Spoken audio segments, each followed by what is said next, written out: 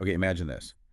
You wake up tomorrow, check your phone, and boom, there's money in your account. Ah, the dream. Right, but not from like winning the lottery. It's money you earned while you were sleeping. Uh, And, this idea, especially now in 2025, it feels less like fantasy and more doable. it really does.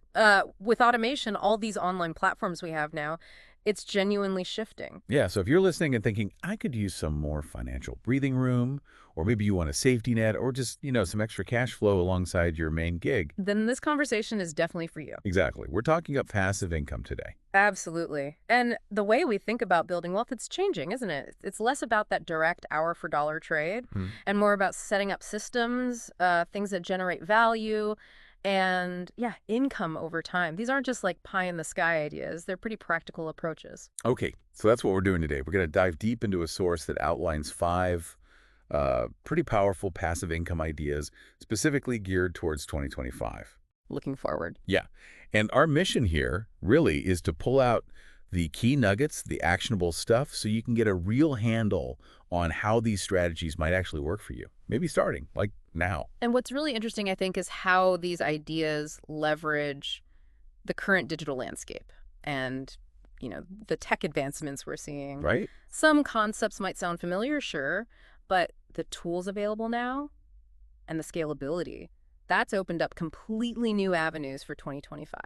Totally. Okay. Okay, let's jump in. First idea, a faceless YouTube channel. Ooh, interesting. Yeah, because normally you think YouTube, you think someone talking to camera. Right, the personality, the But this face. is different. It's about creating a channel where you don't show your face. Mm-hmm. You don't need super expensive fancy gear. Okay. Think about those channels doing like finance tips or maybe motivational quotes with nice visuals or even AI voices reading interesting stories. They're huge. They really are. And a big part of why is how accessible it's become. The source we looked at mentions tools like Canva. Which is great for visuals. Yeah, and in 2025, you've got their AI image stuff, video templates. You can whip up decent thumbnails and short clips pretty fast. That's crucial for grabbing attention. Uh-huh. Then there's Pictory, which helps streamline making the videos themselves, and even ChatGPT for like scripting help. Right. So it massively lowers the barrier. You can basically pump out videos at scale without a whole studio setup or needing to be on camera yourself. Exactly, and the monetization. That's where it gets good. Yeah. So you create the stuff, and then, yeah, ads are one way, but also you can put affiliate links in your description. To relevant products, yeah. Or as you grow, maybe even get sponsorships. And the source really highlights this because AI can do a lot of the heavy lifting up front. Mm-hmm. The cost and time to make each video gets like really low. Mm-hmm. Plus, and this is key if you focus on evergreen topics. Stuff that doesn't go out of date quickly. Exactly. Like basic finance tips or something. That one video can keep earning for you for ages. Yeah. Years, potentially. Yeah. That's the beauty of the long game there. It's not chasing trends. It's building a library of value that can consistently pull in viewers and revenue way down the line. Yeah, that initial work pays off repeatedly. That upfront effort can really fuel those sustained income streams. It's quite powerful. Okay, cool. Let's move to idea number 2. Selling digital products. Ah, yes. A personal favorite. This one really taps into that work once, earn repeatedly idea. We're talking things like eBooks. Maybe you've got expertise you could package up. Definitely. Or templates. Yeah, like Excel or Notion templates for productivity. People love those. Or even simple focused online courses. And the best part, zero inventory. Exactly. That's the magic. No physical stuff, no storage costs, no shipping. You create it once digitally. And sell it whenever. 204/7. To anyone, anywhere. The source mentions platforms like Gumroad, Payhip, Etsy even for certain things. Okay. Good places to just host and sell these digital goods. So you put in the time, the effort, create the product. Yeah. Then it's about smart marketing, right? Getting it seen. Mm-hmm. And then every sale is basically pure profit minus platform fees. Pretty much. And the source nails why this is so big in 2025. I mean, the creator economy is just booming. Everyone's online looking for answers. Exactly. Quick solutions, resources, ways to learn skills fast. Digital products give that instant access, and you can scale them like infinitely, often with really healthy profit margins. Yeah, that makes sense. And you build a direct link with your audience too, right? You do. Selling your own stuff, you can really tailor it to their specific needs. That can build amazing loyalty. What sort of maybe under the radar digital products are popping up now? Ooh, good question. Beyond the usual eBooks and courses, I'm seeing more specialized templates, like you said, but maybe for niche project management styles or very specific personal finance calculators. Okay. Or even like digital asset packs for other creators, Mm. social media graphics, unique fonts, that kind of thing, solving very specific problems. Yeah, solving those niche pain points.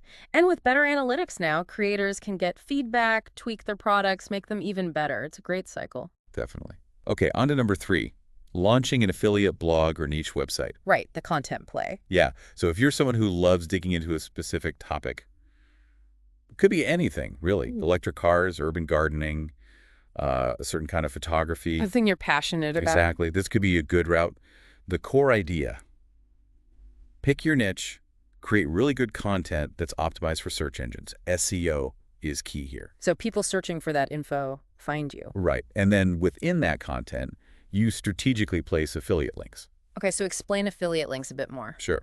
They usually come from programs like Amazon Associates or platforms like Share a Sale or Impact. Mm. So say you write an amazing review of a new blender. Mm-hmm. Someone reads it, clicks your special affiliate link to buy it on Amazon, and if they do buy it, You get a cut, a commission. bingo. But, and this is important for 2025, it's not just about like spamming links everywhere. No, authenticity matters. Totally. It's about creating genuinely helpful, quality content where a product recommendation feels natural. Like comparison guides, really deep reviews, tutorials using the product. It's value first. Exactly. Yeah. And the source made an interesting point. Even if you think, oh, I'm not a writer, these AI writing assistants and keyword tools, they actually help a lot now. They really do level the playing field, don't they? It makes it more accessible. Yeah.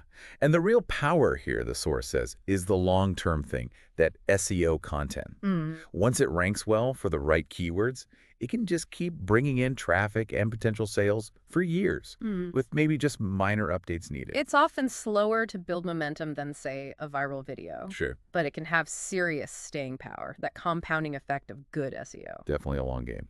Okay, let's shift gears a bit.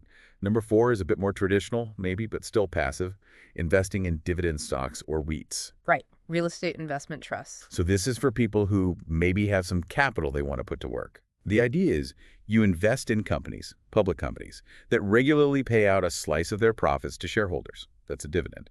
Or you invest in REITs. Which own and operate real estate offices, apartments, malls, etc. And they have to pay out most of their rental income as dividends. Right. So either way, you get this fairly consistent income stream, often paid quarterly. And the key here, the source stresses this, is stability.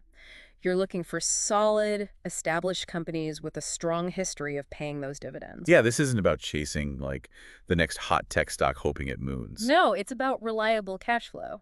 Same with REITs. You want to look at what kind of properties they own, their occupancy rates, their payout history. Do your homework. Definitely. And why is this still relevant, or maybe especially relevant in 2025?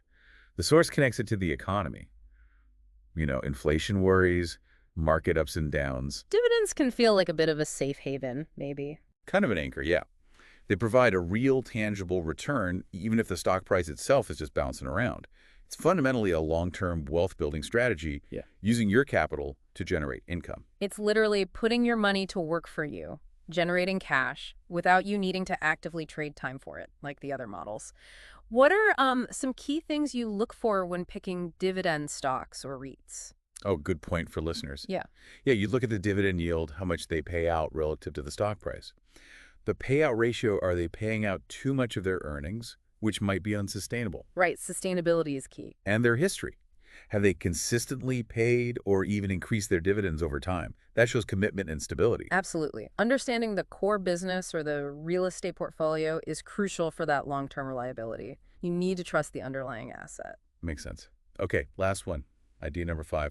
Creating a, quote, $0 email newsletter for a niche audience. $0. Yeah, it sounds weird, but the idea is you start it for free, use platforms like Substack or Beehive that make it super easy, Okay. and you focus purely on delivering amazing, valuable content to a very specific group, like tips for sustainable living fans, or hacks for using specific software, or maybe a curated list of remote jobs in, say, marketing. So hyper-focused. Very focused. Yeah. And the $0 part is just that it's free to subscribe. The power comes from building that direct relationship with your audience in their inbox. Right, you're consistently giving them value. So how does it make money then if it's free? Good question. Monetization comes later through a few ways. You can include relevant affiliate links in the content. Ah, like the blog idea. Yep. Or once you have an engaged audience, you could attract sponsors businesses wanted to reach those specific people. Makes sense. Targeted advertising. Or eventually you could create and sell your own digital products or services directly to that list. They already trust you because you've been giving them great free stuff. And the source made a really key point here, didn't it, about list size? It did. It said you don't need a huge list. A smaller but really loyal, really engaged audience that's often way more valuable for monetization. Quality over quantity. Because those people actually care about what you're sending. Exactly. And, despite all the social media noise, email still has this incredibly high ROI as a marketing channel. It really does. People choose to let you into their inbox. That's powerful. And the platforms now, Substack, Beehive, they have built-in tools to help with monetization, making it pretty straightforward to add paid subscriptions or sell things later on. Yeah, the infrastructure is there now. Much easier than it used to be. Okay, wow. So that's 5 really distinct ideas for passive income in 2025. We covered a lot. If you had to boil it down, what's the main takeaway people should grab onto? I think the biggest thing, and the source really hits this home, is that passive income isn't truly passive. Not in the sense of doing absolutely nothing. Right, it's a bit of a misnomer sometimes. It is. All these strategies need upfront effort. Creating the YouTube videos, building the digital product, writing the blog posts, researching the stocks, building the newsletter audience. There's work involved at the start. Definitely. But, and this is the crucial, but that initial work has the potential to keep generating income over time without you needing to constantly swap your hours for money in the same direct way. Yeah, it's about that front loading of effort for back-end rewards. That investment pays dividends. Literally, in some cases. Ah, exactly. And the source also wisely points out, success often comes down to alignment. Choosing a path that actually fits your skills, your interests, what you genuinely find engaging. Yeah, don't just chase the money, right? Find something you can stick with. Precisely. Start small. Maybe pick one thing that resonates. Don't try to do everything at once. And just be consistent. That seems to be the common thread. Consistency is key. Okay, so final thought then, maybe something for you, the listener, to chew on. Yeah, maybe the big question to ask yourself right now is, out of these 5 ideas, the faceless YouTube channel, digital products, affiliate blog, dividend investing, the niche newsletter, which one kind of sparks something for you? Which one aligns best with who you are, what excites you? And maybe, just maybe, what's one tiny concrete step you could actually take, maybe even today or this week, to just start exploring that path a little bit further for 2025?